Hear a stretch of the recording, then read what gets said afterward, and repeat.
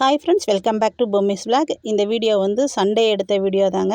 எங்கள் வீடு கிரகப்பிரவேசம் முடிஞ்சு 2 நாள் கழிச்சு எல்லாருமே வந்து கெஸ்ட்டெல்லாம் ஏர்லி மார்னிங்கு டிஃபன் முடிச்சுட்டு கிளம்பிட்டாங்க.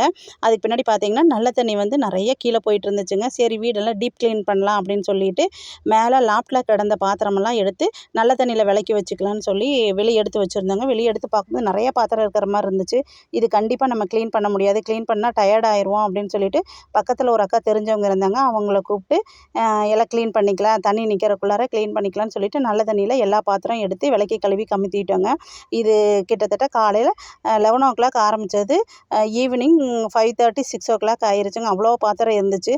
திரும்ப 6 மேலே எல்லா பாத்திரம் காஞ்ச பின்னாடி துணி வச்சு தொடச்சிட்டு மேலே கொண்டு போய் ஃபஸ்ட் ஃப்ளோரில் ஒரு ரூமில் கொண்டு போய் எல்லாம் கொண்டு போய் போட்டிருக்கோம்.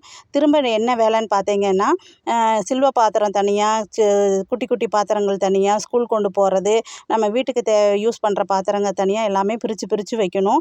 பிரித்து வச்ச பின்னாடி இந்த பாத்திரத்துக்கு வந்து ஒரு மேக்கப் பண்ணணுங்க.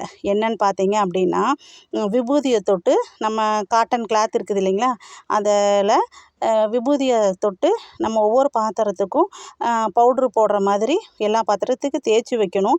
தேய்ச்சி ஒரு 2 நிமிஷம் 10 நிமிஷம் காய வச்ச பின்னாடி நம்ம எடுத்து ஸ்டோர் பண்ணணும். அப்படின்னா 2 வருஷம் 3 வருஷத்துக்கு கூட நம்ம அந்த பாத்திரத்தை எடுத்து விளக்கணுங்கிறதே இல்லை.